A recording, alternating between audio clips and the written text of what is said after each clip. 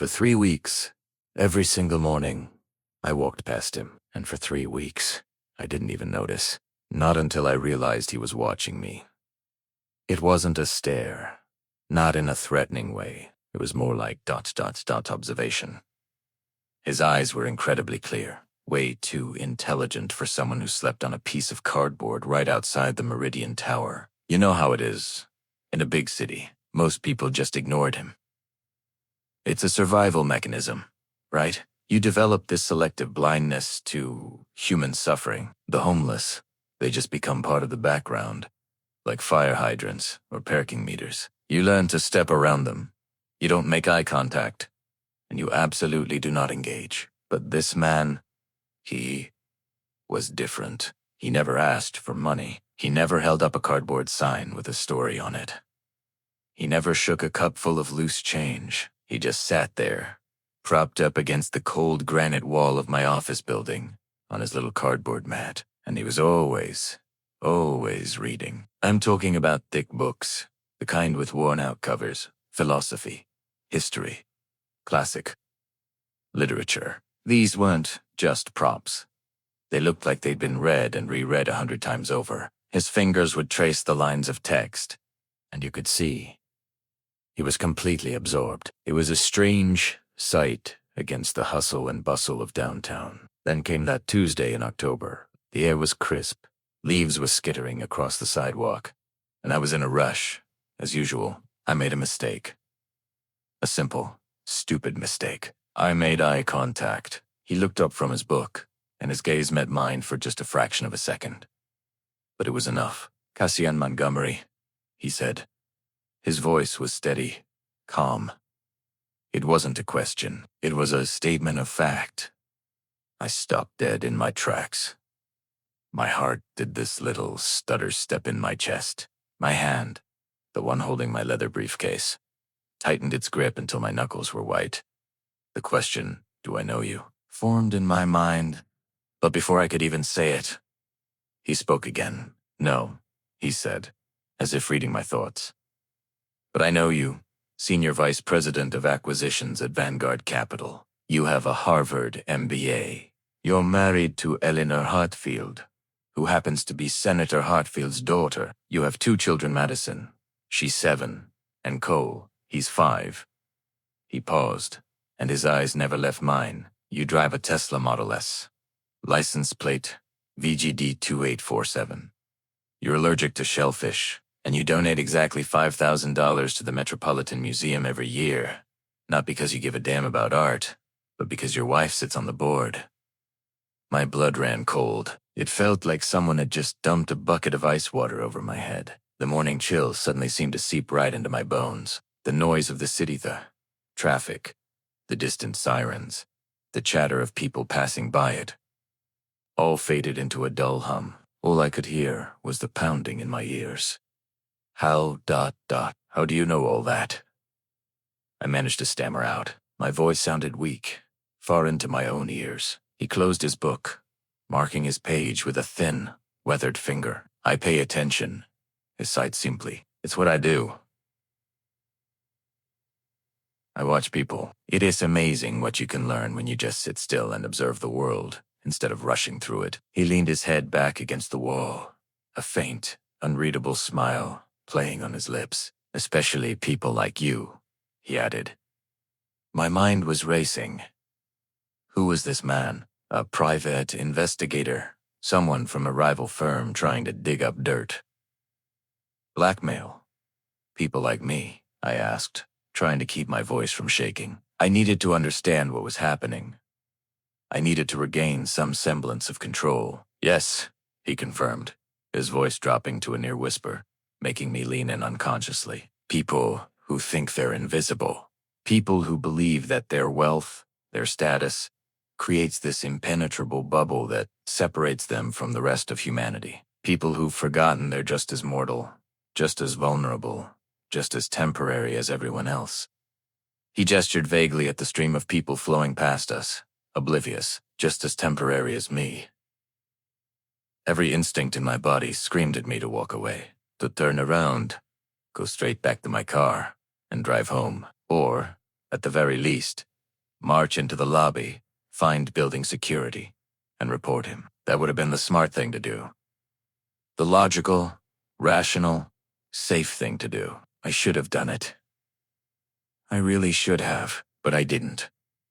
Instead, I found myself taking a step closer. The line between my world and his had just been erased, and I was standing on the edge of something I didn't understand. A part of me was terrified, but another, smaller part was intrigued. Who was this man who sat on a piece of cardboard and saw right through the armor I had spent my entire life building? What did he want?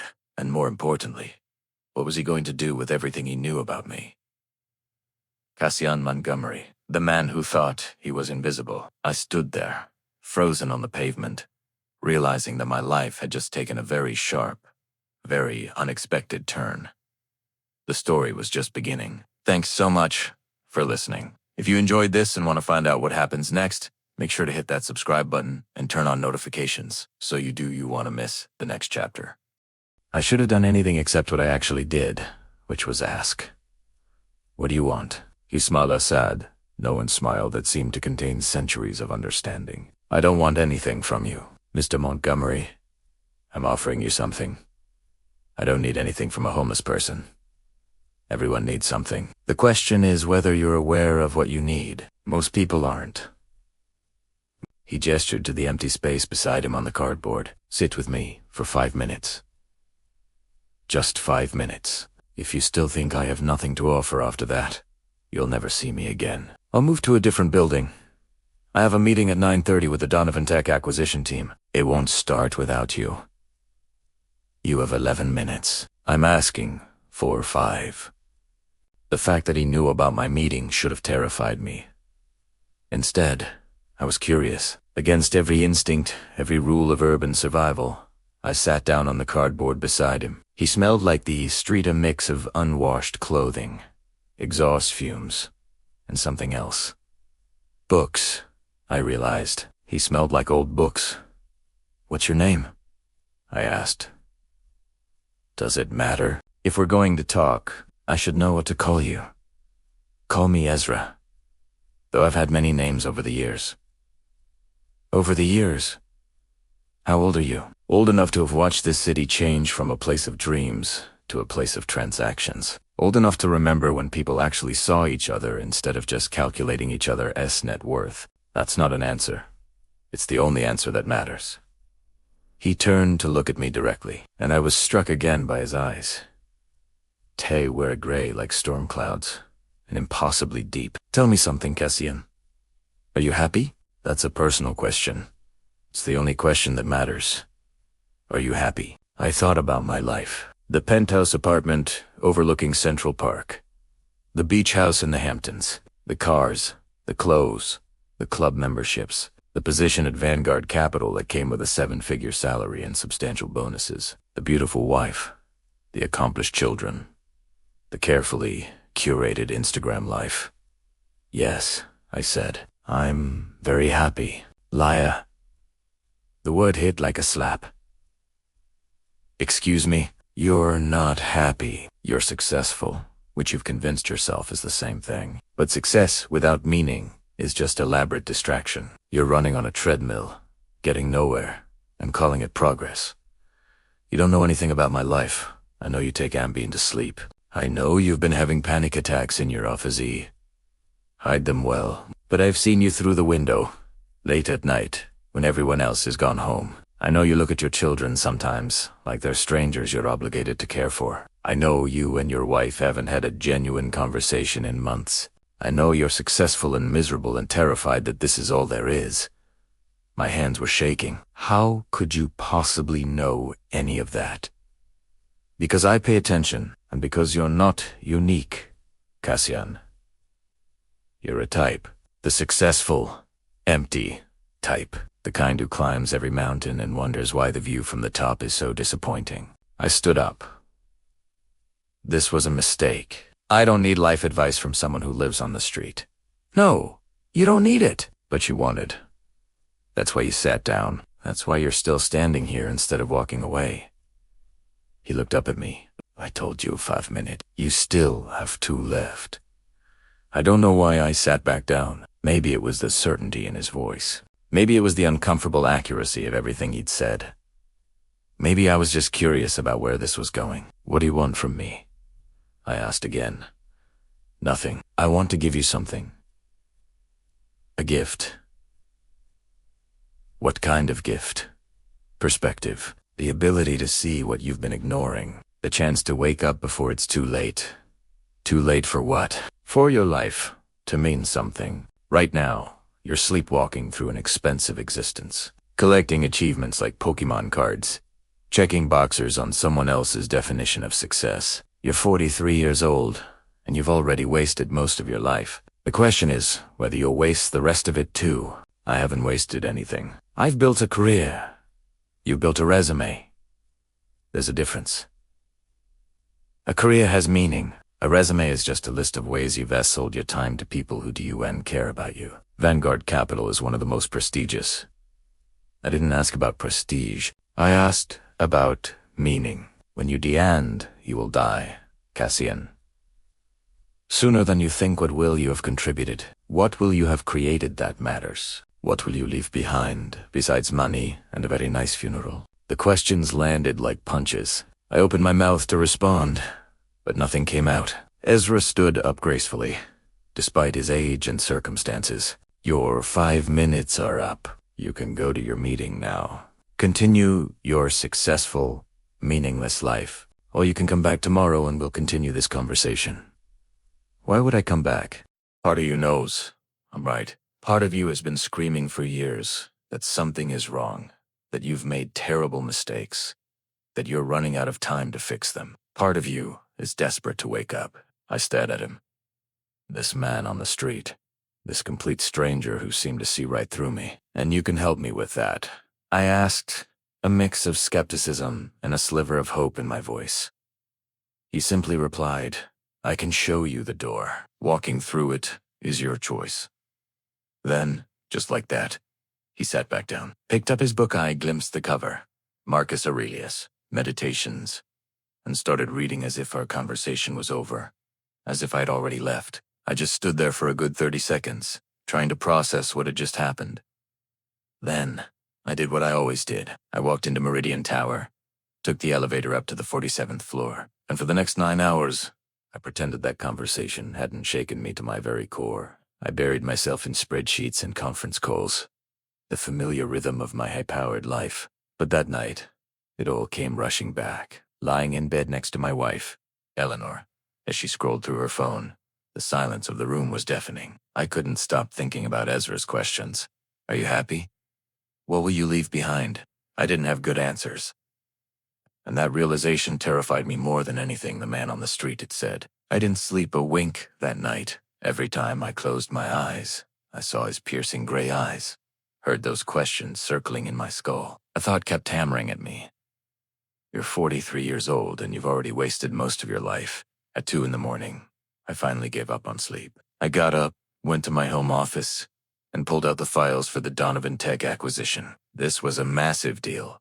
$2.3 billion. It was the kind of deal that defined careers like mine. It would make Vanguard Capital a fortune and land me a bonus with more zeros than I cared to count. I stared at the numbers on the page until they blurred into an incomprehensible mess. What was I doing? Why was I doing it? The answer used to be so simple, so obvious, because this is what success looked like. This was the script. You climbed the corporate ladder. You made the money. You bought the expensive things. You died with the most toys. It was the game, and I was winning. Except, Ezra was right. A part of me had been screaming it for years. None of it meant anything. The bonus, the corner office, the penthouse apartment. It was all hollow, an elaborate stage set for a play I no longer wanted to be in. My thoughts drifted to my children, Madison and Cole. When was the last time I'd really talked to them? I mean, truly listened to what they were saying. Not just waited for them to finish their sentence so I could get back to an urgent email. When was the last time I'd been fully present with them, actually present? Not just a physical body in the room while my mind was calculating deal points and shareholder value. The memory was fuzzy, distant. That scared me. Then I thought about Eleanor. We'd been married for 12 years. We met, we dated, We got married because it made sense on paper. She was from the right family, had the right connections, looked perfect in photographs at company galas. Love. Love had been a secondary consideration, a footnote in a strategic alliance. And now, after all these years, we were essentially strangers sharing real estate. We lived parallel lives under the same roof, connected only by a mortgage and a shared social calendar. And my work, my celebrated career in acquisitions. What was it, really? I bought companies, stripped them down for parts, and sold off the pieces for a profit. Take-a-laid it, creating shareholder value. I called it destruction. I destroyed what other people had spent decades building. How many jobs had I eliminated in my pursuit of efficiency? How many communities had I damaged, leaving behind empty factories and shattered lives, all in the name of a better return on investment? So I asked myself Ezra's question again. What had I contributed to the world? The answer was a cold, hard knot in my stomach. Nothing. Less than nothing. I was a parasite in an expensive suit, feeding off the lifeblood of others' creations, the man with the Midas touch who turned everything to dust. At 6 a.m, the first light of dawn filtering through the blinds, I got up, I showered, put on the suit, the armor I wore every day. I told myself yesterday was an aberration, a momentary lapse, a moment of weakness brought on by stress. I told myself I wouldn't look for Ezra. I would walk past his spot, head held high, and forget the entire encounter. But as I approached Meridian Tower, my eyes betrayed me. They went immediately to his spot against the cold brick wall. He was there. He was reading a different book this time. Dostoevsky's. The Brothers. Karamazov. He didn't look up as I stopped in front of him, my shadow falling over his page. "You came back," he said, his voice calm, his eyes still fixed on the text. I took a deep breath, the city's morning noise fading into the background. "I have questions," I said. He finally looked up from his book, a knowing look in his eyes. "Everyone has questions," he said, carefully marking his place before setting the book aside. "Few people actually want answers." He patted the cold concrete next to him. "Sit." And for the first time in a very long time, I did. "Primera. Sate." "Who are you?" I asked, pulling my coat tighter against the morning chill. The man on the bench just smiled, a knowing, almost pitying expression on his weathered face. "Really? Does it matter?"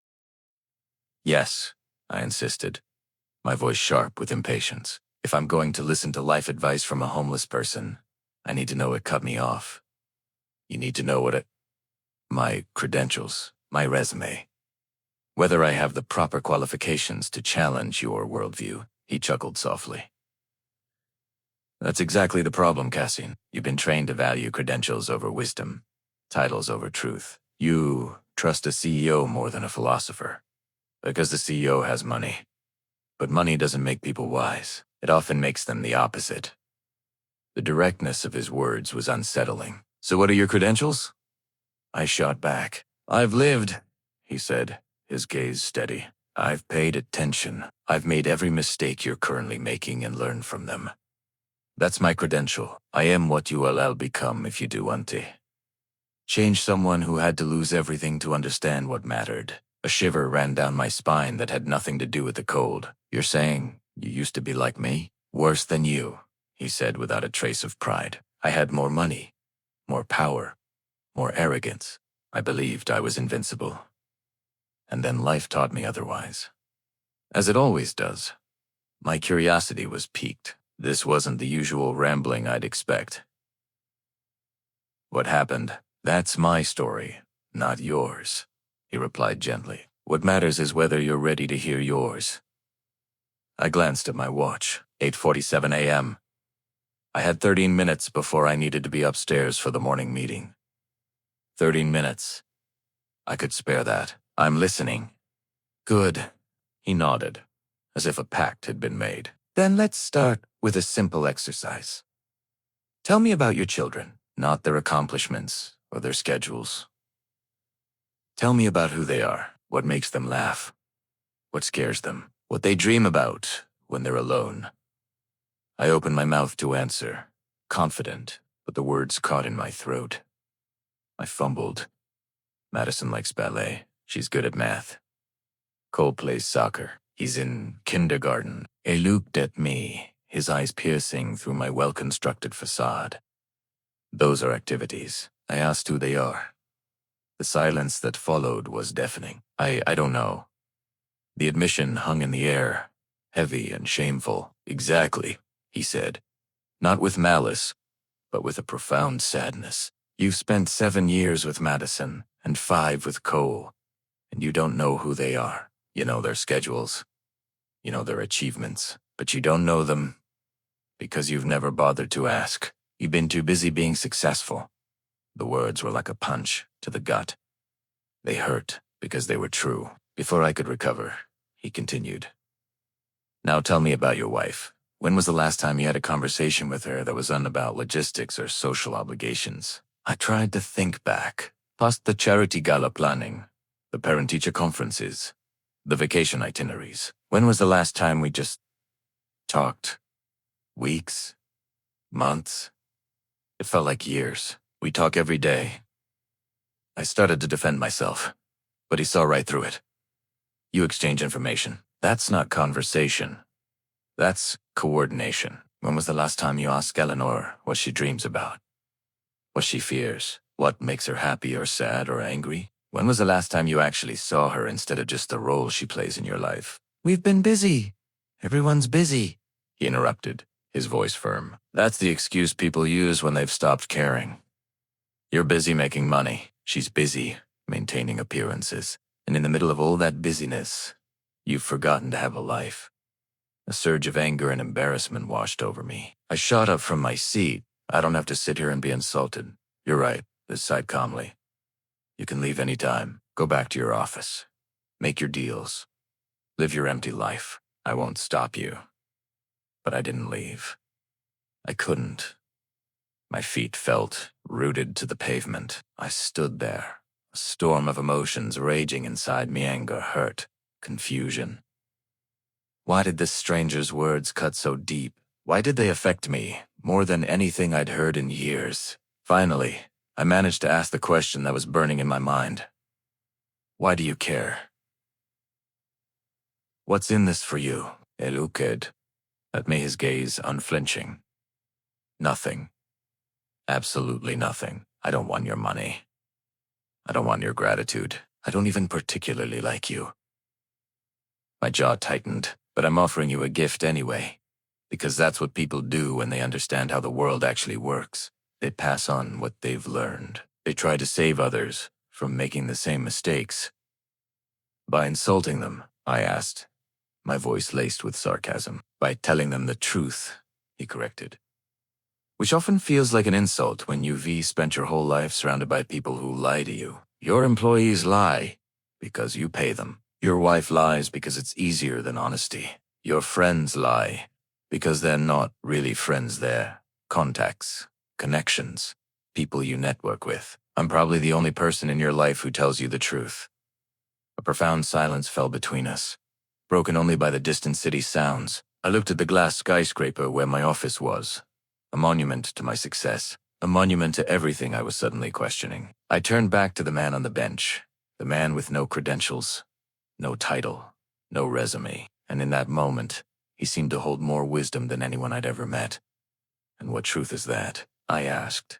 My voice barely a whisper. He leaned forward, and the city seemed to fade away. The truth, he said, is that the life you're chasing isn't the one you're living. You're so focused on the destination, you've forgotten the journey. You're building an empire for a family you don't even know. You're sacrificing your present for a future that might never come, or one you'll be too empty to enjoy. The truth is, Cassian, you are asleep, and I'm just trying to wake you up before it's too late.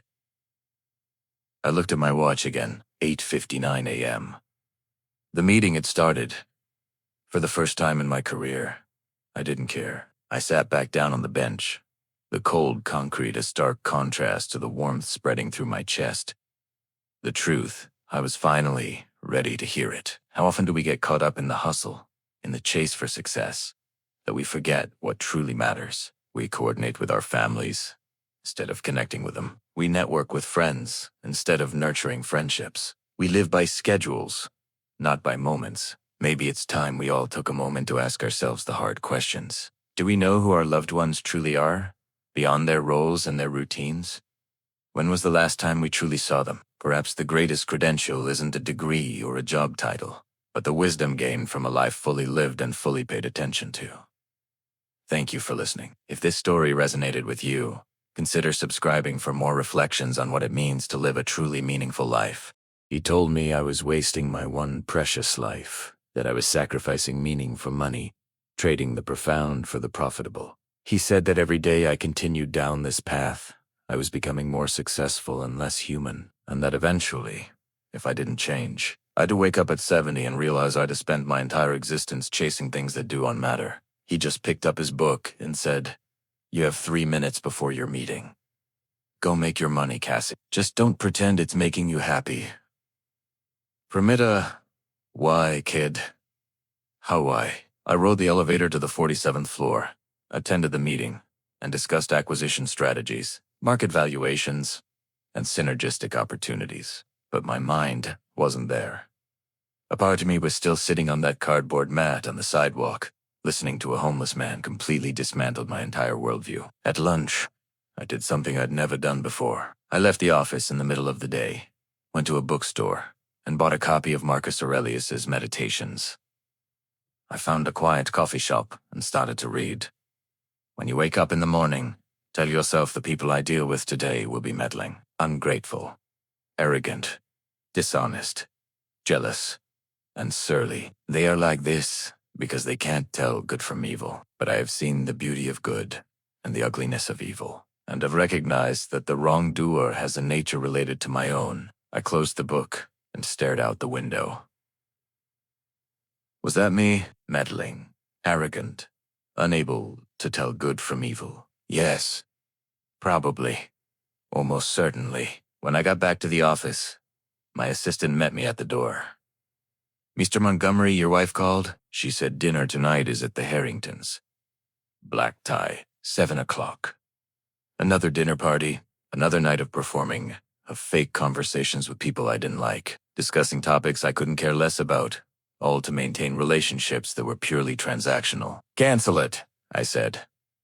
My assistant just blinked. "Sir, cancel it. Tell Eleanor I'm not feeling well. Tell the Harringtons we send our regrets, but ...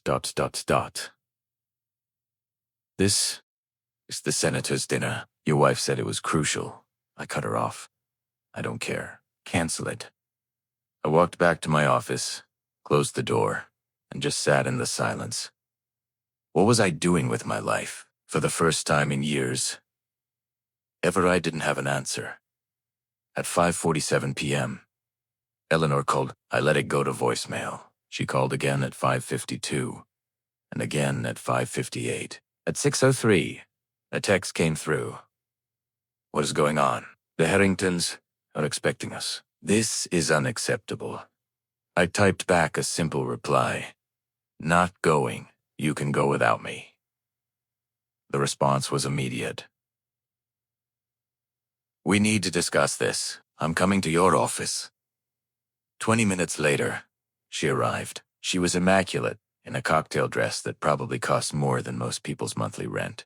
Her face was a mask of careful, composed look she used when she was furious, but had to maintain appearances in public. "What is this about?" she asked, closing my office door behind her. "I don't want to go to another dinner party," I said plainly. "It's not about what you want," she countered. "The senator is announcing his campaign next month. We need to be seen, supporting him." "Why?" I interrupted. She blinked, thrown off. "What do you mean, why?" "Because he's my father. Because it's expected. Because these relationships matter, do they?" I asked. "Do they really matter? Or are we just going through the motions of a life we're supposed to want?" She looked at me, a flicker of concern mixed with her anger. "Cassian, have you been drinking?" "I'm completely sober," I told her. "Maybe that's the problem. Maybe I've been drunk on success for so long that sobriety feels foreign." Eleanor sat down in the chair across from my desk, her posture perfect. What a pinned, Did something go wrong with the Donovan deal? Nothing went wrong with the deal, I said, shaking my head. Everything is going exactly as planned. That's the problem. She just stared at me. I don't understand. I wasn't sure I did either, but it was the truest thing I'd said all day. The plan was the problem. The life I'd built, the one everyone envied, felt like a cage, and for the first time, I was looking for the key. This story is a powerful reminder that true fulfillment often lies beyond the metrics of success we've retaught to chase. If you ever feel like you're going through the motions, maybe it's time to ask yourself the hard questions. What truly matters to you? It's never too late to change your path and find a life with genuine meaning. If you're struggling with your own journey or feeling lost, please know that you're not alone. Reaching out to a mental health professional or talking to someone you trust can make all the difference. There are resources available to help you find your way. Thank you for listening. If this story resonated with you, please like and subscribe for more content that explores life's bigger questions.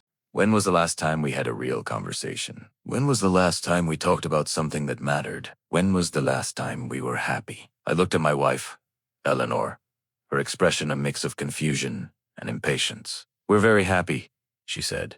Her tone clipped. Are we? Or do we just have a very nice life? Because those aren't the same thing. She studied me carefully, her eyes searching mine for some familiar sign of a passing mood, a temporary stress. Is this a midlife crisis? She asked. Because if you're thinking about buying a sports car or dating your secretary, let me save you the trouble. It won't help. Everyone goes through this. You just power through it. Her words were meant to be practical, reassuring, but they felt like a dismissal, like she was putting a neat label on my existential dread and filing it away. What if I don't want to power through it? What if I want to actually examine whether we're living the right life? The right life. She left a sharp, brittle sound that echoed in our cavernous living room. Cassian, we have everything. The apartment, the house, the cars, the memberships. Our children go to the best schools. We vacation in the Hamptons and Aspen. We're invited to every important event. We have the life everyone wants. Her list was a fortress of achievements, designed to be impenetrable. But a single question pierced its walls. But do we want it? Of course we do. Don't be ridiculous. Tell me something, Eleanor. When you were a little girl, before all this sigh gestured around at our expensive life, at the art on the walls, the view of the city lights, what did you dream about? What did you want to be? I don't remember. That was a long time ago. Tracy sighed, a gust of pure impatience. I wanted to be a writer. I wrote terrible poetry and worse short stories. I thought I'd live in Paris and write novels. Happy now. What happened to that? I asked, my voice softer now. I grew up. I got realistic. I understood that dreams don't pay bills. So I went to Yale, got my MBA, married appropriately, and built a real life instead of chasing fantasies. Her words were a textbook definition of success, a story she'd told herself so many times it had become fact. And are you happy? I'm successful. That's not what I asked. For just a moment, her composure cracked. I saw it something vulnerable beneath the careful facade. Something lost and sad and infinitely tired. It was there for a heartbeat, a flicker of the girl who dreamed of Paris, before the MBA and the Hamptons buried her. Then, just as quickly, she reassembled herself. I don't have time for this philosophical crisis, Cassian. The Harringtons are expecting us in 40 minutes. Are you coming or not? Not. Fine. I'll go alone, but we're discussing this later. Whatever is happening to you, it stops. We have too much invested in this life to throw it away because you're having doubts. She left. Her heels clicked sharply on the marble floor, a sound like a gavel striking down. Final and absolute. I sat in my office until after midnight. The city below was a glittering web of light, but it felt distant, alien. I picked up a book, Marcus Aurelius, searching for ancient wisdom to make sense of modern emptiness. I thought about the life I'd built and the life I'd abandoned to build it. It all felt like a transaction. Somewhere along the way, I'd traded dreams for pragmatism, passion for profit, authenticity for achievement. And for years, I'd convinced myself it was the right choice, the mature choice, the successful choice. But sitting there, in the silence of my perfect apartment, a new thought crept in. What if it wasn't mature? What if it was just the cowardly choice? What if I'd given up before I'd even tried?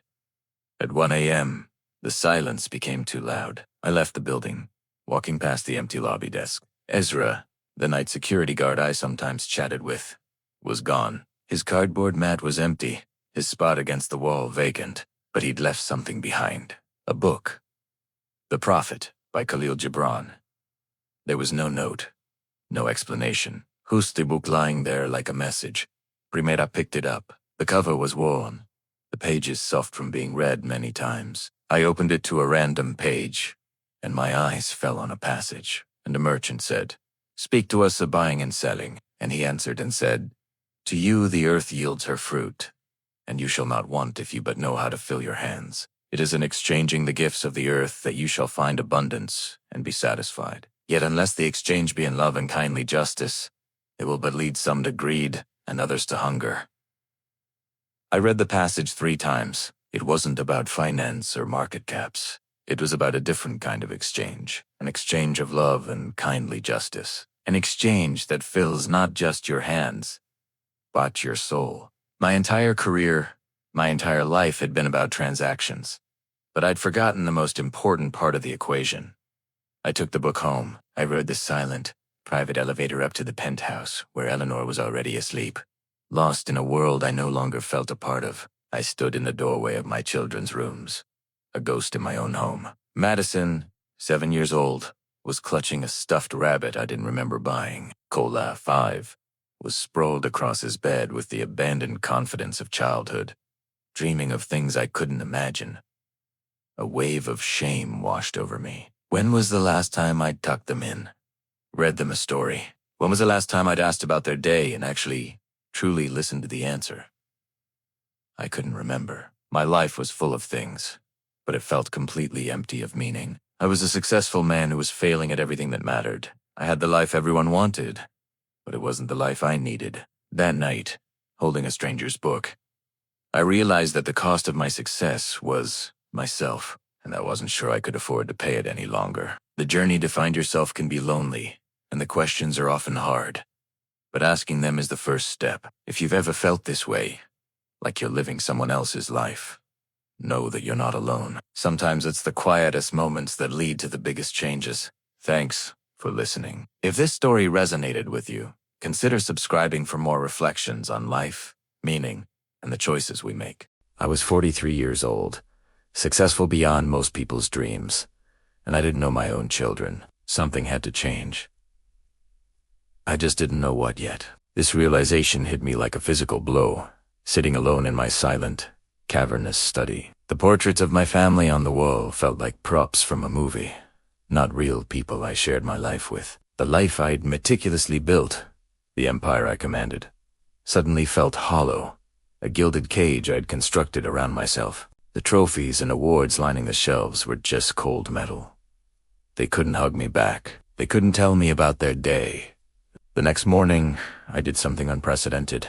I told my assistant to clear my schedule. Her voice on the other end of the line was a mixture of panic and disbelief. "Sir, you have the Donovan negotiations at 10, the board presentation at 2, and the Goldman dinner at 7. I cut her off. "Cancel everything. Tell them I'm sick.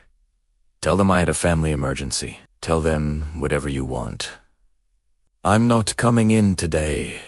My own voice sounded strange to me, resolute in a way it hadn't been for years outside of a boardroom. "Mr. Montgomery, the Donovan negotiations can't be rescheduled, then have Patterson handle them. He knows the deal."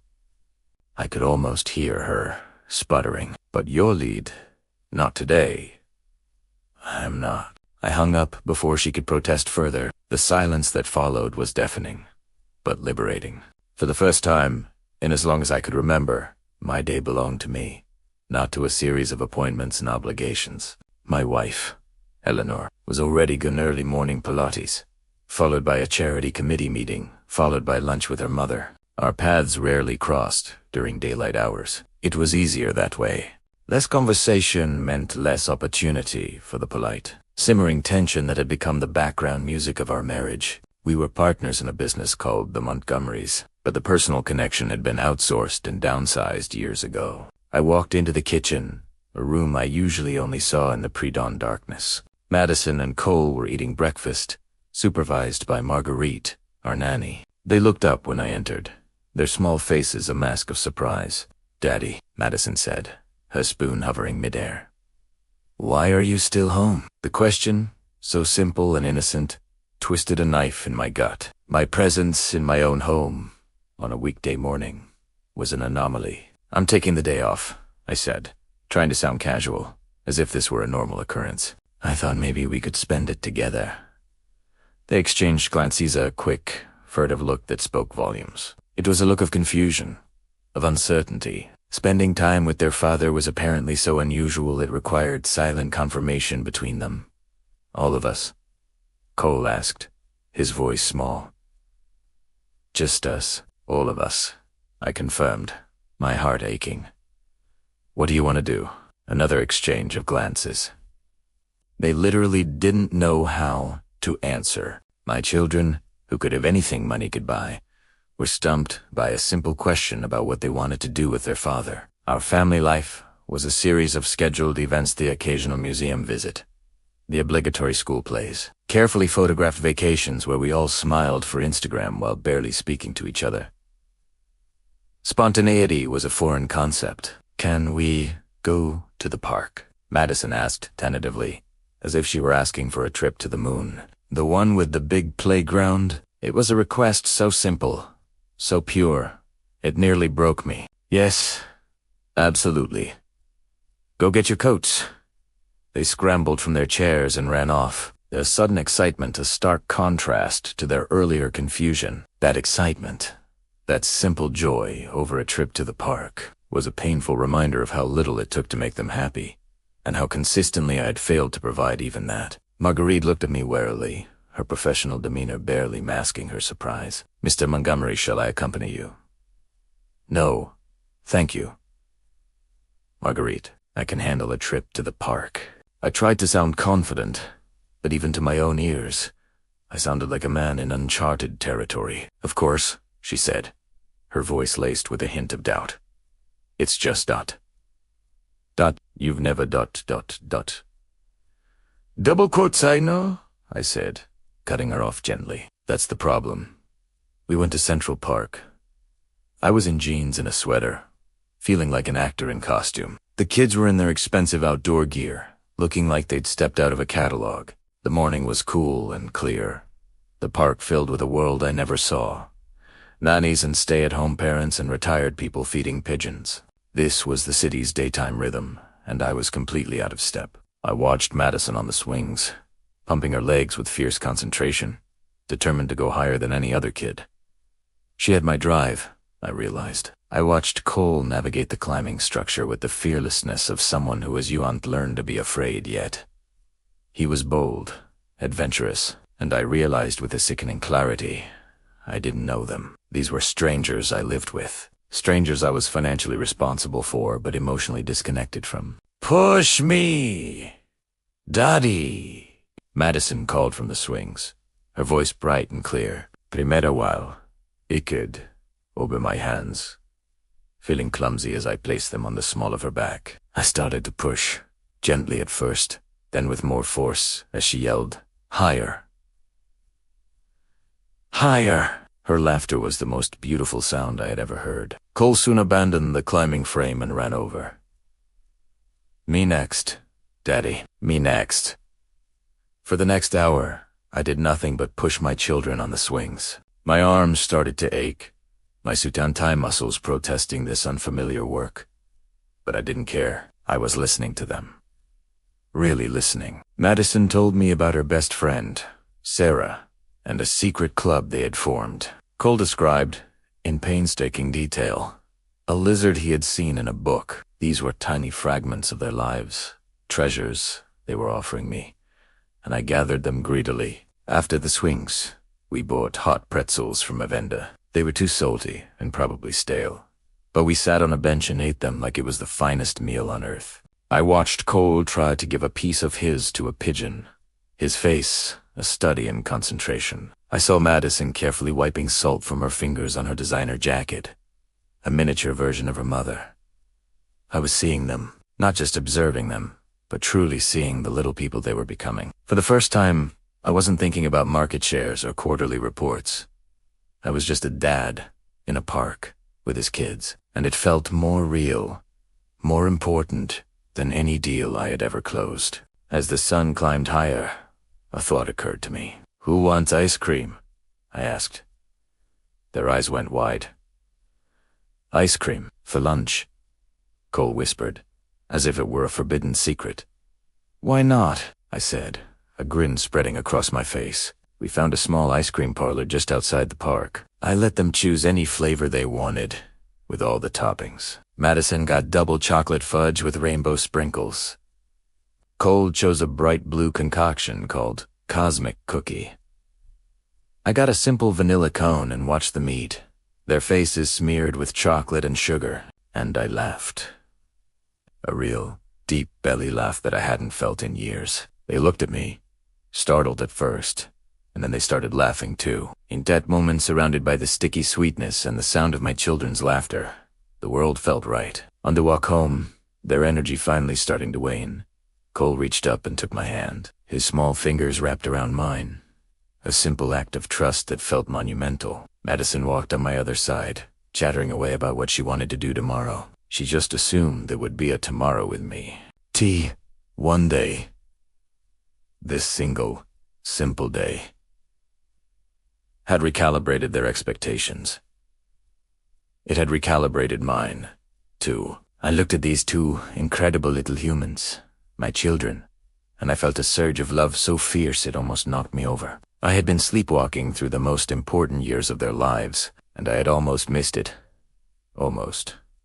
This was just one day, one small step. The mountain of missed moments was still there. My marriage was still a fragile shell. The demands of my company hadn't vanished, but for the first time, I knew what needed to change. It wasn't my schedule. It wasn't my job. It was me. I was the one who had to change, and as I walked home, holding my son's hand, I made a silent promise to him, to his sister, and to myself. If this story resonated with you, please like, share, and subscribe for more. Primera pushed her higher and higher, listening to her laugh, a sound I'd heard 1,000 times without really hearing it. It was pure joy, uninhibited delight. When had I last felt that? When had I last done anything that made me laugh like that? Madison's giggles echoed through the crisp air.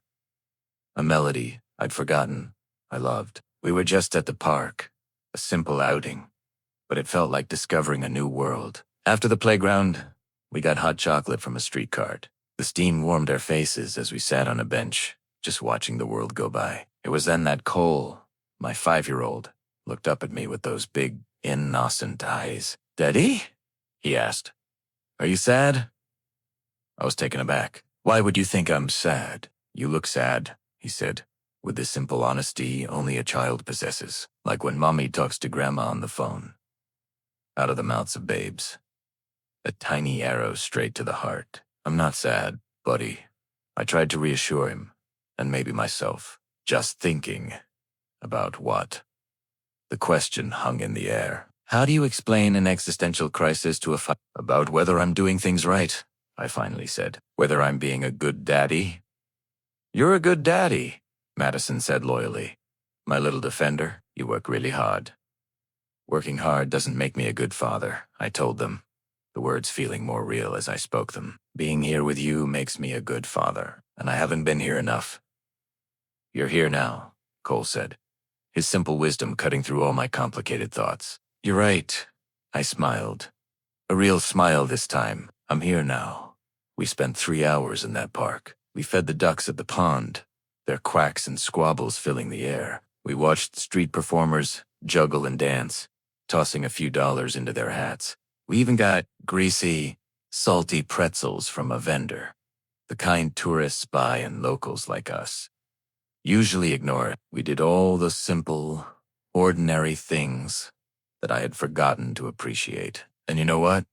It was the best morning I'd had in years. I felt more alive in those 3 hours than I had in the last 3 years of boardroom meetings and quarterly reports.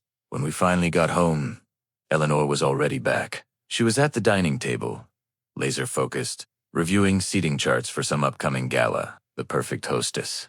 Always planning, always managing. She looked up as we burst through the door, a wave of noise and outdoor air. Surprise flickered across her face. "You're home." "Early. I never went in," I said, feeling a strange sense of freedom.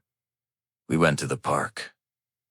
"To the park." She said the words as if I'd just announced a spontaneous trip to Mars, in the middle of a workday. "Yes," I confirmed, setting my keys on the counter. "The kids and I spend the morning together." Her brow furrowed, with the Donovan negotiations are being handled by Patterson. I cut her off gently. The world didn't end because I took a day off. She studied me then, really studied me, like I was a stranger who had just walked into her house, her perfectly arranged, meticulously curated house. "What is happening to you?" she asked, her voice laced with a mix of confusion and suspicion. "I'm waking up," I said, the realization settling deep in my bones. Finally, after 43 years of sleepwalking. Her eyes narrowed. "This is about that homeless man, isn't it? The one outside your building. Security mentioned you've been talking to him. His name is Ezra," I corrected her. "And yes, this is partly about him. He's made me realize that I've been living someone else's life, following someone else's blueprint, measuring success by someone else's metrics." I thought of Ezra, sitting on the cold pavement with more wisdom in his eyes than I'd seen in any boardroom. He had nothing, yet he seemed to understand everything. Eleanor scoffed, a short, sharp sound of disbelief. "And what? You're going to throw everything away because a vagrant made you feel bad about yourself?"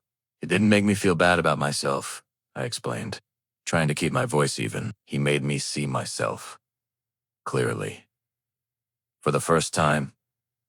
"Cassian, you're being ridiculous," she snapped, her patience wearing thin. "So, you had an existential crisis. Everyone does. You'll get over it. You just need a vacation. Or maybe a new car." "What if I don't want to get over it?" I challenged her. "What if this is the point? What if I want to actually address the questions, instead of just burying them under more work and more stuff?" She sighed, exasperated. Questions like what? The floodgates opened. All the thoughts I'd been suppressing for years came rushing out. "Like why we're together?" I began, my voice quiet but firm. "Like whether this marriage is real or just a strategic alliance to merge our social and financial assets. Like whether we're raising our children or just managing them like projects on a timeline. Like whether we're actually living, Eleanor, or just existing in expensive spaces, surrounded by beautiful, empty things." The air grew heavy. The rustle of paper stopped. Eleanor set down her seating charts. Her face was pale, her expression unreadable. "Are you asking for a divorce?" she asked, her voice a stark whisper in the silent room. I looked at her, my wife of 15 years, the mother of my children, and I saw a woman I barely knew anymore. "I'm asking if we're happy," I said, the question raw and honest. "I'm asking if this is the life we actually want, or just the life we think we're supposed to have." She just stared at me, a blank look in her eyes. "I don't understand the difference." And in that moment, I realized the chasm between us might be wider than I had ever imagined. The real work wasn't at the office. The real work was right here, in my own Oma, in my own heart, and it was just beginning. Hey everyone, and welcome back to the channel. Today, I want to share a story with you. It's a piece of writing that really struck a chord with me, and I think it might resonate with you too. It's about connection, the masks we wear, and the scary, beautiful process of becoming real with someone you thought you already knew. It's a bit longer, so grab a cup of tea, get comfortable, and let's dive into this story together. I know. That's the problem. We stared at each other across the marble kitchen island to strangers who'd spent 12 years building a life together without ever building a relationship. "I don't know how to have this conversation," Eleanor said finally. I don't know what you want from me. Honesty, I replied. Just honest conversation. No performance. No social graces. No maintaining appearances. Just truth. She hesitated, her eyes searching mine for something I couldn't name. I don't know if I can do that. Why not? Because I've spent my entire life learning not to, she said, her voice barely a whisper. Learning to be appropriate, composed, perfect. Learning to say the right things to the right people. Learning to be the senator's daughter, the Vanguard VP's wife, the perfect hostess. I don't know who I am when I'm not performing. It was the most honest thing she'd said to me in years, and it hit me harder than any argument ever could. Here was my wife, admitting she was a stranger, even to herself. Then maybe we figure it out together, I suggested, the words feeling fragile in the heavy air between us. Maybe we both stop performing and start being real. A flicker of fear crossed her face, and if we don't like who we actually are, then at least we'll know, I said. At least we'll have tried. She looked at me for a long moment, a silent eternity over the cold, polished marble, and I saw something shift in her expression. It wasn't quite hope, but something adjacent to it. Possibility, maybe. A crack in the perfect facade. I'll try, she said finally, her voice so soft I almost missed it. But Cassie, I'm terrified. So am I admitted, and in that shared fear, for the first time in a long time, I felt like we were on the same side. That night, after the children were asleep, Eleanor and I sat in our living room, our absurdly expensive living room, filled with designer furniture and original artwork, a stage set for a life we were no longer sure we wanted to act out. And we talked and Freddie talked. For the first time in our marriage, maybe, she told me about her dreams of being a writer, about the stories she still sometimes thought about but never wrote down, afraid they weren't good enough, afraid of what people would think. She spoke of feeling trapped in a life that looked perfect from the outside but felt hollow, empty from within. A beautiful cage.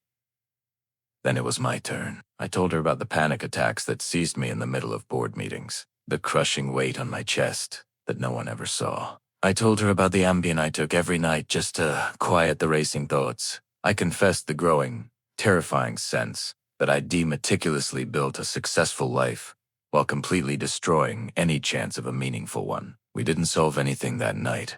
We didn't magically fix 12 years of distance or transform our lives with a single conversation. But we started. We took the first, tentative, terrifying steps toward being real with each other. We laid down our weapons and showed each other our wounds. And when I fell asleep that night, my head resting on the pillow next to hers, I didn't need the Ambien. For the first time in months, sleep came naturally, peacefully. The next morning I felt lighter. A sliver of that possibility from Eleanor's eyes had taken root in me. You went to work, and on my way, I went looking for Ezra. Ezra was this homeless man who always sat in the same spot, against the polished stone of Meridian Tower, right near my office. He wasn't like the others. He didn't ask for money. He just sat there, day in and day out, with a stack of books next to him. Plato, Descartes, Kierkegaard. We've talked a few times. He was brilliant, sharp, and saw the world in a way that both fascinated and unsettled me. He was real in a way. I was only just learning to be. But when I got to his usual spot, he wasn't there. The worn cardboard mat he used as a seat was gone. His precious books were gone. There was no trace that he'd ever been there at all. Just clean, empty pavement. A knot of unease tightened in my stomach. I found one of the building's security guards doing his rounds. "Excuse me," I said. "The man who usually sits here. Have you seen him?" The guard barely looked at me. "The homeless guy. We had him removed yesterday. Too many complaints from tenants. He's been moved to a different location." The casual indifference in his voice was like a punch to the gut. "Removed. Like a piece of trash." "Where?" I asked, my own voice tight. "Where was he moved?" The guard just shrugged, a gesture of complete and total disinterest. "No idea. That's not our concern."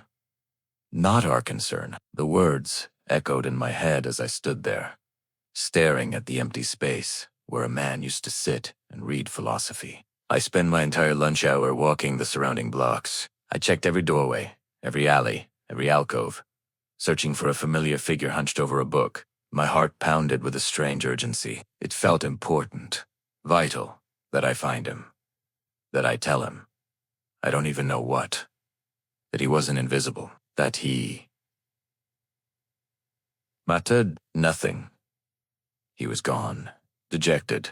I stopped at a coffee shop 3 blocks from my office to grab something, anything, to quiet the anxiety churning in my gut. As the barista handed me my coffee, I asked on a whim, "Have you seen a man around here?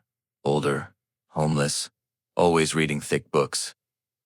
Her face lit up with recognition. "Oh, you mean the professor?" "Yeah, he comes in sometimes. Buys 1 small coffee and makes it last for 3 hours while he reads. Haven't seen him today. Though," I stopped, my hand frozen on the cup. "The professor," I repeated. That's where the piece ends. It leaves you with that question, doesn't it? This man dismisses the homeless guy. The one person is known as the professor by another. It's all about perspective. It's all about who we are when the labels are stripped away. Cassian is just starting to strip away his label of Vanguard VP. Eleanor is trying to shed the skin of Senator S. daughter and perfect wife. And Ezra, a man with no material possessions, has an identity, a title of respect, given to him by a stranger in a coffee shop. This story just reminds me that beneath the roles we play, the jobs we have, the families we belong to, there are real, complex people with dreams and fears. And maybe the most important journey we can take is the one back to ourselves, and then learning how to share that real self with someone else. What did you think? Let me know in the comments below. It's a powerful message, and I'd love to hear your thoughts on it. Thanks so much for listening and spending this time with me. If you've enjoyed this, please consider liking the video and subscribing for more content like this. I'll see you in the next one. Yeah, that's what we call him. He talks like a professor. Acts like one, too. Super polite. Super smart. It's a bit weird that he's homeless. But in this city, you know how it is. If you see him, could you please tell him Cassian is looking for him? Sure. Though he'll probably already know. That guy seems to know everything. I walked back to my office, my mind racing. Ezra had offered me something profound: perspective, wisdom, a glimpse of a different life, and I'd barely scratched the surface. Now he was gone, and I was left with questions that only he could answer. That afternoon, I did something I'd never done before. I declined a major deal. The Donovan Tech acquisition. We're talking $2.3 billion. My biggest project of the year. It was all ready to close. My second-in-command, Patterson, had handled the negotiations flawlessly. All that was left was my signature on the final documents. I read through them one more time, but this time I saw it for what it was. We weren't just buying a company. We were buying a successful business, stripping out its valuable intellectual property, selling off the assets, and laying off 3,000 employees, all in the name of creating shareholder value. But really, we were just destroying what someone else had built. I couldn't do it. Patterson, I called him into my office. I'm pulling out of the Donovan deal. He stared at me like I'd just started speaking Martian. Sir, I'm out.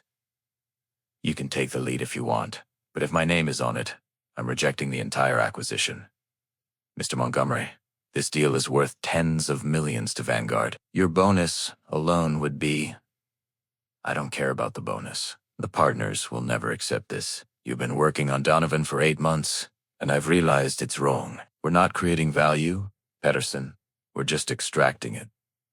We're not building anything. We're just destroying what others built. I can't be part of that anymore. This is career suicide. Then I guess I'm committing career suicide. Patterson left, just shaking his head in disbelief. Within an hour, I was summoned to a meeting with the senior partners. And let me tell you, they were not pleased. Cassian, what the hell is going on? Marcus Thornburg, the founding partner, looked at me like I'd personally betrayed him. You're walking away from the Donovan deal. I can't be part of it. It's wrong. Wrong. It's a standard acquisition. We've done hundreds of these. No. And I'm starting to question all of them. Because of what? Some ethical epiphany?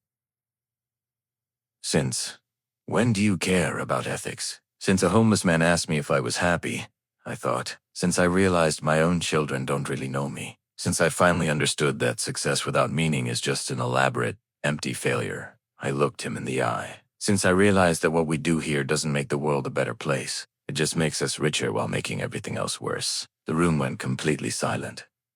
You could have heard a pin drop. Are you having a breakdown? Another partner, Gerald Ashworth, asked, his voice softer. Because if you need time off, we can arrange that. Mental health is important. I'm not having a breakdown. I'm having a wake-up call, and I'm starting to think I should have had it years ago. Cassian, listen to me carefully. Marcus leaned forward, his eyes locked on mine. You're one of our top performers. You have a brilliant career ahead of you, but if you walk away from Donovan, if you start questioning the fundamental business model that has made you millions of dollars, you're done here. Do you understand? Done. I understand. So, what's it going to be? Are you going to pull yourself together and close this deal? Or are you throwing away everything you've built? I looked at their faces, a tribunal of senior partners. Their expressions, a mix of impatience and disbelief. They were waiting for me to snap out of it, to become the Cassian. They knew the ruthless closer, the guy who always delivered. But in that moment, I thought about everything I'd supposedly built. The career, the reputation, the money, the life that looked perfect from the outside, but felt hollow, utterly empty on the inside. A strange calm washed over me. The words came out before I even consciously formed them. I'm resigning, I heard myself say, effective immediately.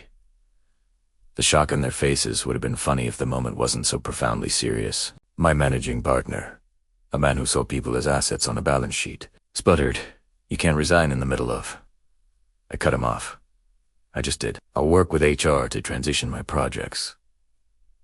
But I'm done. I can't do this anymore. I didn't wait for a response. I turned, left the conference room, and walked back to my office with its panoramic view of the city. I started boxing up my personal belongings. It didn't take long. 12 years at Vanguard Capital, one of the most prestigious firms on the street, and I had remarkably little to show for it that truly mattered. A few crystal awards for top performance. Some framed photos of a family I barely saw. A fancy desk set my wife Eleanor had given me for Christmas 5 years ago that I'd never even unwrapped. My phone began to buzz incessantly. Partners trying to talk sense into me. HR scrambling to understand the protocol for a senior executive imploding mid-deal. Colleagues, shocked and hungry for gossip.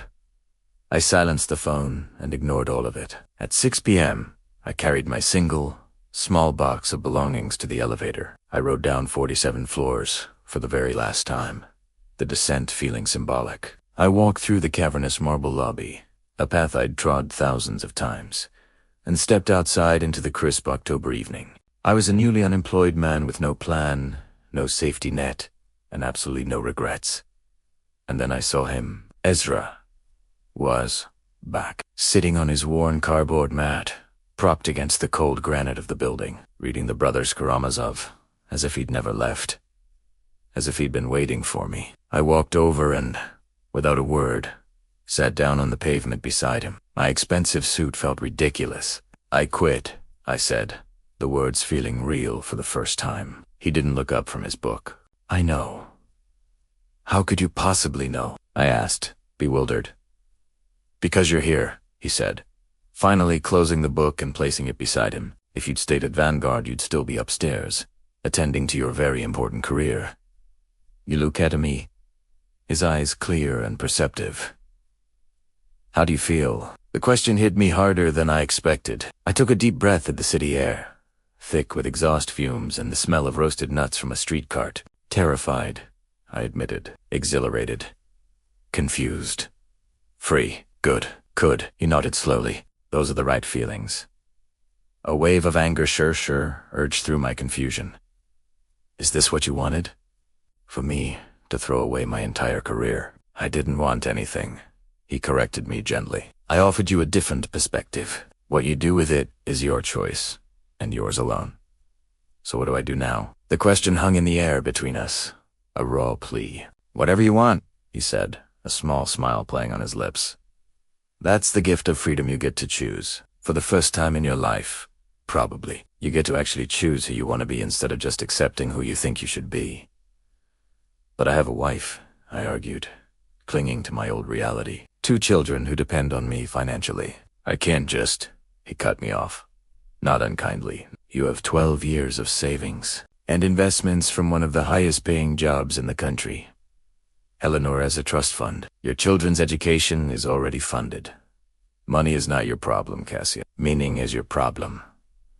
You have all the resources in the world. What you lack is purpose. His words were a gut punch of truth. He was right. I had spent my life accumulating resources. But for what? How do I find purpose? I asked, my voice barely a whisper. You don't find it. You create it, he said. You choose something that matters to you, something that resonates deep inside, and you commit to it. You use your resources, your education, your connections. You're privileged to make the world slightly better instead of just making yourself richer. Like what? I was grasping for straws, for a blueprint. Like anything, he gestured at the city around us. Teaching, maybe. You have an MBA from Harvard.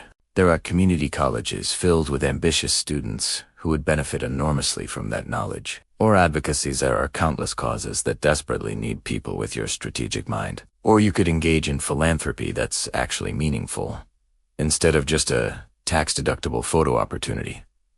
There are a dozen other things. The question isn't what you should do. The question is what you want your life to mean. I sat there on the rough cardboard mat, watching the stream of well-dressed professionals pouring out of Meridian Tower.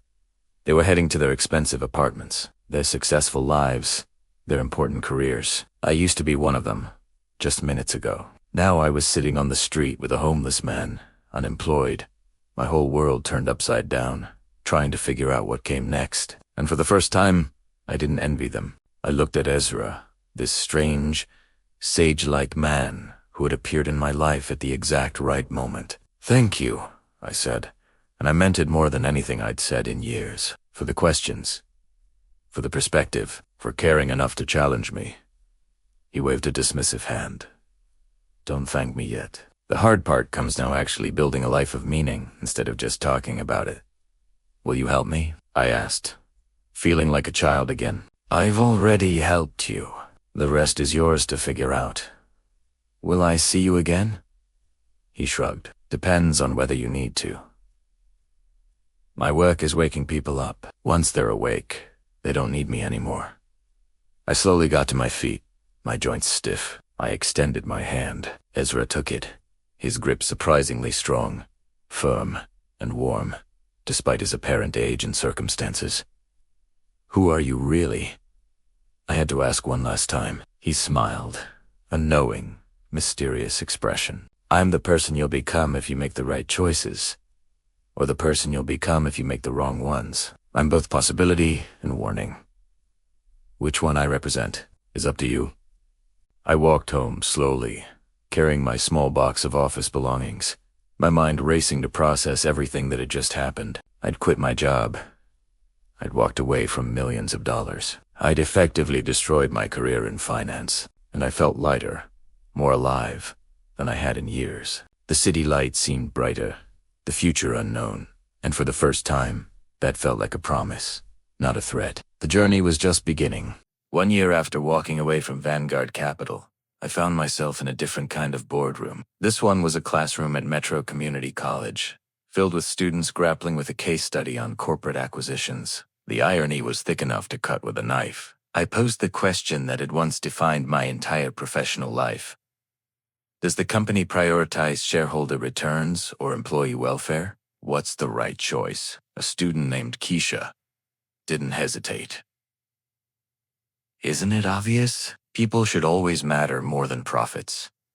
Her idealism was refreshing, but I had to ground it in reality. Does the CEO think so? I asked. Does the board do the shareholders? They should, she insisted. But do they? The room fell silent. You could feel the students wrestling with the chasm between how things should be and how they are. This wasn't in the lesson plan, but it was the most important lesson I could teach them. Here's the truth, I began, my voice steady. I spent 12 years in corporate finance. I made millions of dollars, executed dozens of acquisitions, and not once did I prioritize people over profits. It wasn't because I was a bad person. It was because the system doesn't reward that choice. The system is built to reward extraction, not creation. Efficiency, not humanity. Returns, not relationships. Devin, a veteran returning to school, spoke up. So, how do we change the system? That's the million-dollar question, isn't it? The hard answer is, we don't. Not directly. It's too big, too entrenched. What we can do is refuse to participate in the parts that violate our values. We can build our own, smaller, alternative systems. We can make different choices in the spaces where we actually have power. Keisha jumped back in, ever the pragmatist. But if we refuse to participate, someone else will just take our place. Someone who doesn't care about ethics.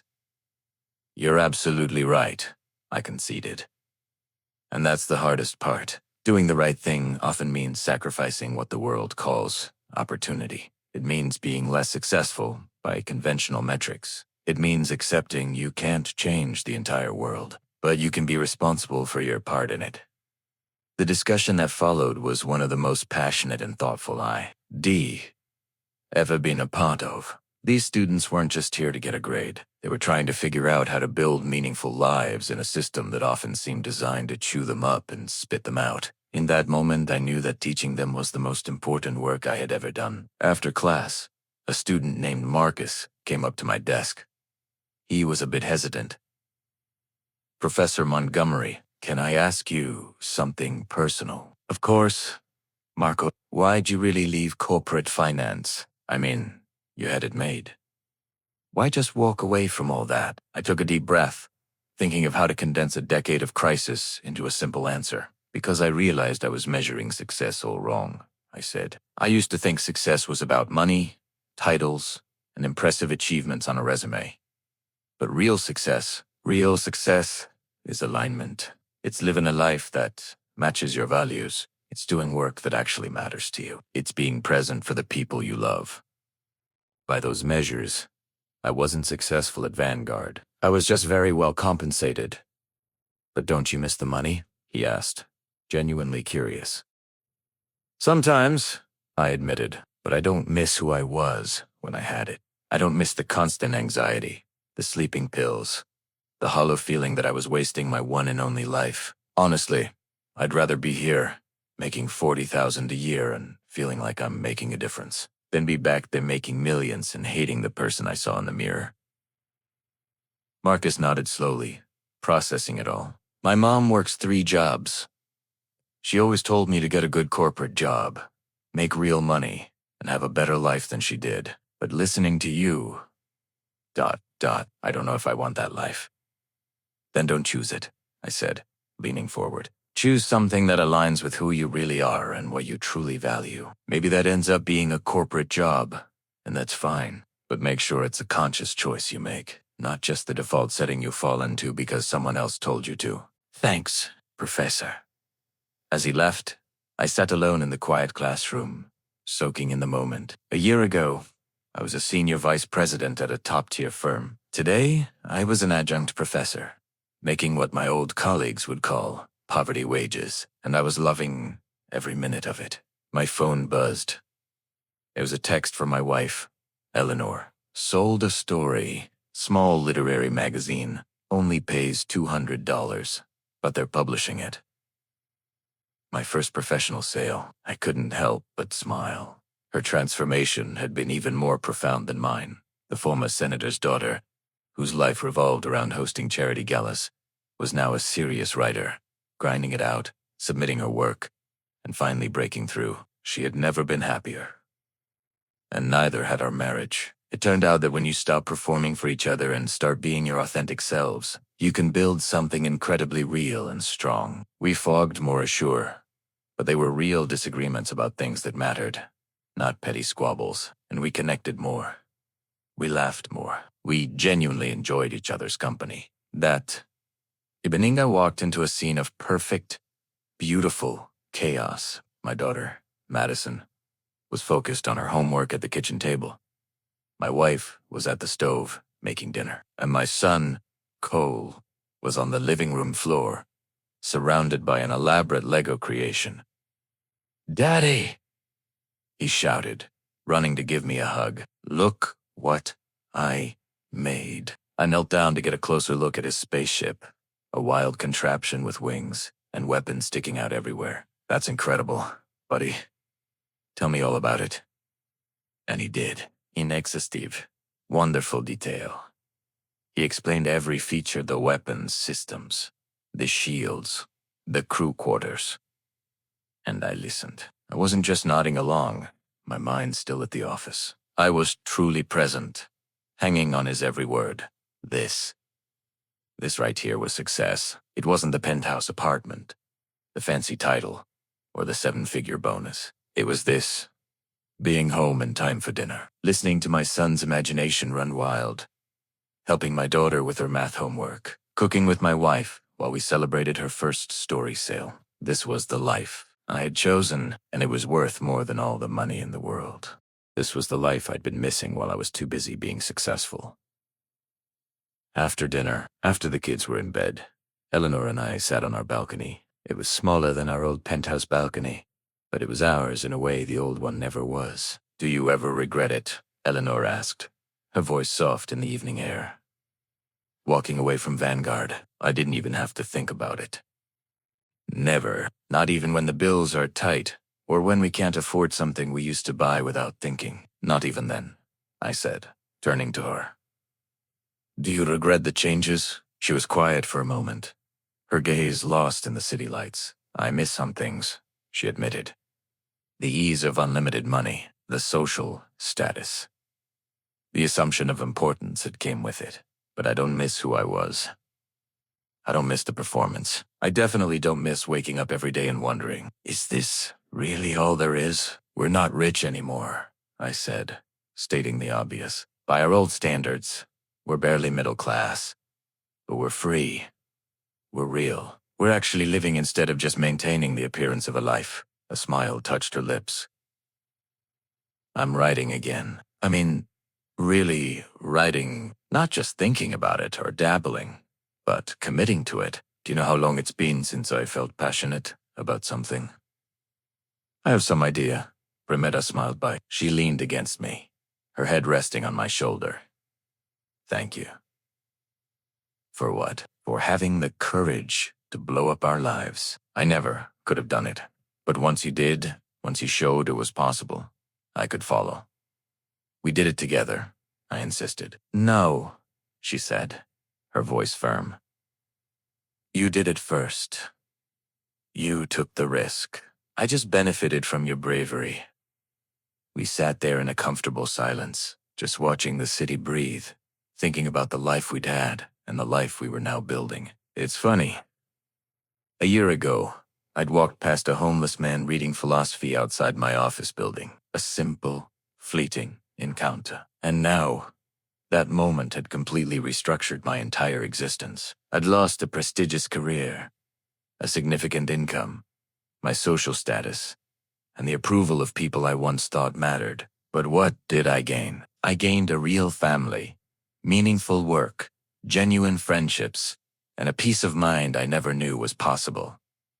The trade was worth it. More than worth it. It was absolutely, completely, unquestionably worth it. Then, about 2 years after my resignation, I got a call from an unknown number. "Cassian Montgomery?" a woman's voice asked, speaking. "My name is Dr. Sarah Okofer. I'm a researcher at Columbia, studying career transitions and life satisfaction. I'm calling because your name came up in my research as someone who made a significant career change. Would you be willing to participate in a study?" What kind of study? I was intrigued. I'm examining people who left high-paying corporate careers for work in education or nonprofit sectors. I'm trying to understand the motivations, the outcomes, the long-term satisfaction levels. Your transition from Vanguard Capital to teaching at a community college fits the profile perfectly.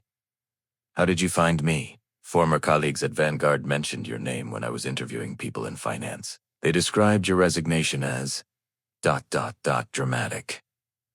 I couldn't help but laugh. That's one word for it. So, would you be willing to participate? It's a 2-hour interview, completely confidential, and I can pay you $200 for your time. I'll do it for free, I told her, if you're genuinely trying to understand why people make these choices. I am, she assured me, and I'd like to interview your wife too, if she's willing. I understand she made a similar transition. We scheduled the interview for the following week. Dr. Okafar came to our apartment, our modest 2-bedroom, a world away from the old penthouse, and she spent 3 hours asking us questions. Why did I leave? How did I decide? What were the financial impacts? The social impacts? The psychological impacts? Did I regret it? Would I do it all over again? I answered everything honestly. I told her about Ezra, the man on the street. I told her about the existential crisis, about the slow and dawning realization that I had spent 43 years of my life building a life I didn't actually want. Towards the end, she asked a question that caught me off guard. Do you know what happened to him? This Ezra Solomon, who catalyzed your transformation. No, I said. I haven't seen him in almost 2 years. I've looked, but he's just ... gone. She leaned forward slightly. Do you think he was real? The question surprised me. What do you mean? Some of the other people I've interviewed have mentioned similar encounters, unexpected conversations with people, often homeless or otherwise. Marginalized too. I'm starting to wonder if there's a pattern. You think Ezra was? What? Some kind of urban legend? I think there might be more people like him than we realize, she mused. People who've dropped out of conventional society and dedicated themselves to waking others up, like secular prophets. Or, I suggested, maybe he was just a man who'd learned some hard lessons and wanted to help others avoid the same mistakes. Maybe, she conceded. But doesn't it strike you as odd that he knew so much about you, that he appeared exactly when you needed him most? That he disappeared once his work was done? Life is strange, I said. Sometimes people appear when we need them. After she left, I couldn't stop thinking about Ezra. Was he real? Was he a symbol? Or was he something in between? And then I realized something. It doesn't matter. The transformation was real, regardless of the catalyst. I was different. My family was different.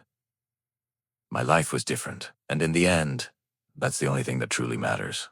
5 years after I walked away from it all, I got a call. It was Metro Community College, offering me a full-time position. The pay was better, it came with benefits, and most importantly, it was stable.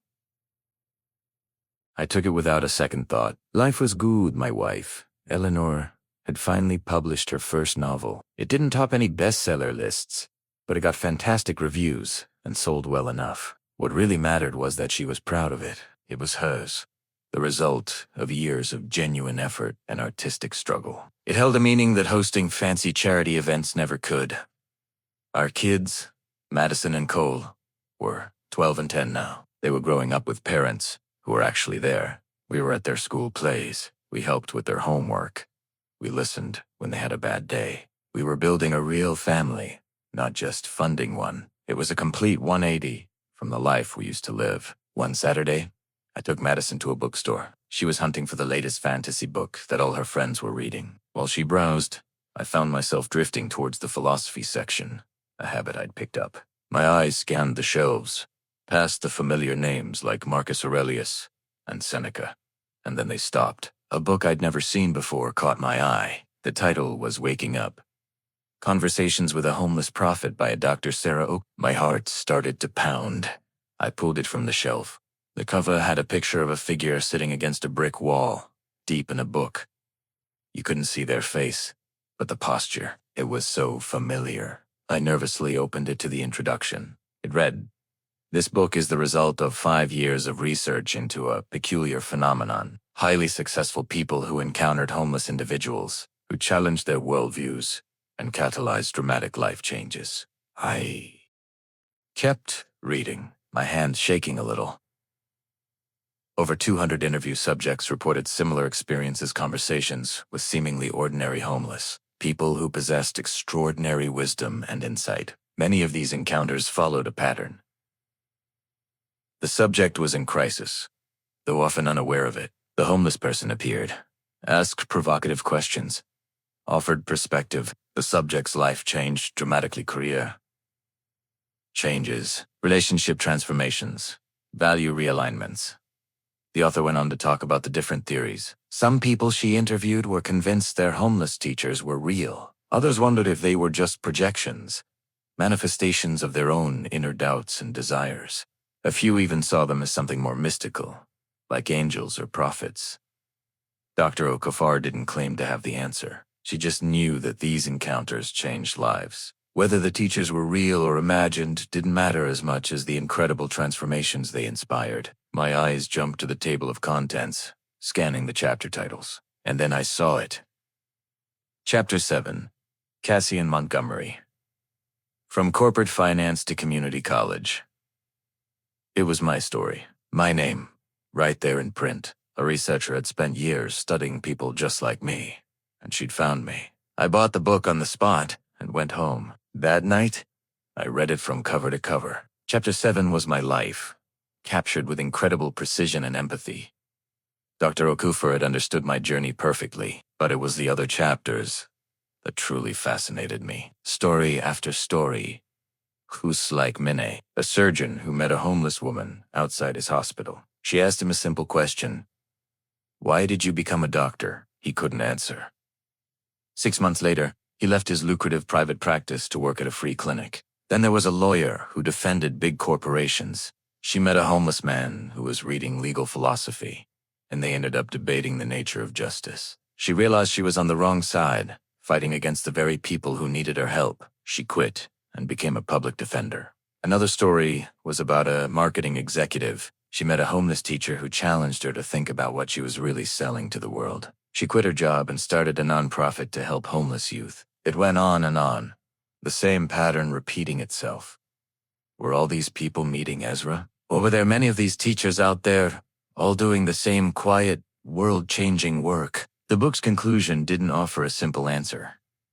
Dr. Okafor wrote, perhaps there is a network of former executives and professionals who've dropped out of conventional society to teach others. Perhaps each homeless teacher is unique, operating independently, but toward the same goal. Perhaps they're projections of our own consciousness, manifesting when we're ready to change. She continued, or perhaps wisdom appears in whatever form we're willing to receive it. For some, that's a book or a therapist or a religious experience. For others, it's a homeless person reading philosophy on a street corner. What matters isn't the form. What matters is the message. Wake up. Question your assumptions. Align your life with your values. Choose meaning over money. Live deliberately instead of defaulting to someone else's blueprint for success. The teachers appear when we're ready. Whether we listen is our choice. I closed the book and stared out my window at the city lights. Somewhere out there, maybe Ezra was reading. Or maybe he was teaching someone else, helping another lost soul find their way. Or maybe he had just been a figment of my own crisis, a projection of the wisdom I had buried deep inside myself. In the end, it didn't matter. He had been my teacher. He had helped me wake up. And that had changed everything. The most important thing was that I'd finally woken up, that I'd questioned everything. I'd rebuilt my life based on my own values, not what my resume said. What truly mattered was that I was teaching students who genuinely needed guidance. My wife, Eleanor, was writing stories that meant the world to her. Our kids, Madison and Cole, were growing up with parents who were actually present, were real. When I looked in the mirror now, I recognized the person looking back at me. And that was worth so much more than any corporate title. It was worth more than any salary, more than any conventional idea of success. I had lost everything I once thought mattered, only to gain everything that actually did. 10 years after I quit my job, I was walking to Metro Community College when I saw him. Ezra, he was sitting outside a coffee shop, reading a book. He looked older, a bit more weathered by life, but it was unmistakably him. I just stopped. My heart started racing. After a whole decade of wondering, there he was. "Ezra," I said. He looked up and smiled. "Cassian, you look well." I replied, "I am well, really well, and it's because of you." He shook his head slightly. "Not because of me, because of you. I just asked the questions. You were the one who did the hard work of answering them." "Can I sit?" I asked. "Of course," he said. So I sat down beside him on the sidewalk. A 53-year-old community college professor, sitting with a homeless philosopher, just like I had a decade ago. It felt surreal. "I've been looking for you," I told him. "I know," he said softly. "I wanted to thank you, to tell you how much you changed my life." He corrected me again. "I didn't change your life. I just helped you see it more clearly. You're the one who changed it." I had to ask the question that had been bugging me for years. "Are you real?" I blurted out. Dr. O'Caffer's book. It raised some questions about whether you and others like you are actual people, or maybe projections, or something else. He just looked at me calmly and asked, "Does it matter?" "It matters to me," I insisted. He closed his book. It was Plato's Republic, the exact same one he was reading the very first time we met. He said, "I'm as real as you need me to be. Whether that means I am flesh and blood or some kind of symbolic manifestation is less important than the impact of our conversations." Premeta pushed back. "That's not an answer. It's the only answer I have," he replied. "I'm real. I'm here. I exist, but I exist in service of something much larger than myself. Whether that makes me a teacher, a prophet, a projection, or just an old man who reads philosophy, ... Hey, Shrook, that's for you to decide." We sat there in silence for a moment, the city noise buzzing around us. Then I asked, "Are there others? Other teachers like you?" He nodded. "There have always been teachers. In every era, in every culture. People who have woken up and dedicated their lives to waking up others. Some of them are famous Buddha, Socrates, Jesus, and some are completely unknown homeless people on street corners asking uncomfortable questions. The form they take doesn't matter. The message does." "And what is the message?" I asked, leaning in. His voice was firm. "Wake up. See clearly. Live deliberately. Choose meaning over comfort. Build something that matters. Leave the world slightly better than you found it." He looked me right in the eyes. "You've done that, haven't you? Built something that matters." I thought about it for a second. "I'm trying," I said. "I teach. I raise my kids. I support my wife's writing. I try to be present and real instead of just successful and empty." A small smile touched his lips. "Then my work here's done." Again, a sense of urgency hit me. "Will I see you again?" "Maybe. Maybe not," he said. "You don't need me anymore. You're awake. You're living deliberately. You re-asking your own questions now instead of waiting for someone else to ask them for you." He stood up, still graceful despite his age. "Take care of yourself, Cassian. Keep teaching. Keep questioning. Keep waking up. It's a daily practice, not a one-time achievement." "Thank you, Ezra," I said, my voice thick with emotion, "for everything." "You're welcome," he said warmly. "Now go teach your class. You have students who need you." I walked away from the coffee shop towards the college. When I glanced back about 30 seconds later, he was gone. But Tista Mai wasn't surprised. It made a strange kind of sense. Teachers appear when we need them. They depart when their work is done. The real question isn't whether they're real or not. The question is whether we're ready to listen. I had listened, and I had changed. I'd built a life filled with meaning instead of just empty accomplishments. And now I realized maybe it was my turn to be a teacher. Not a homeless philosopher on a street corner, but a professor asking the tough questions, challenging assumptions, helping students see things clearly, waking people up, one conversation at a time. Just like Ezra had woken me up, the cycle continues, doesn't it? The teachers teach, the students wake up, and then they become teachers themselves. And slowly, little by little, the world becomes slightly more awake, a little more aware, a bit more aligned with what actually matters.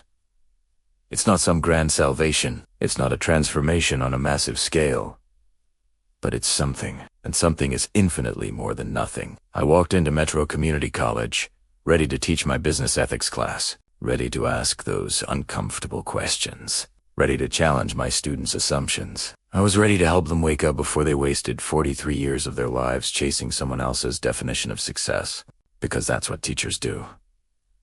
We wake people up, whether we're professors or philosophers, whether we live in fancy offices or on street corners, whether we're real or symbolic or something in between. We wake people up, and that is the most important work there is. Thanks for listening. If this story resonated with you, consider subscribing for more thoughts on finding meaning in a modern world.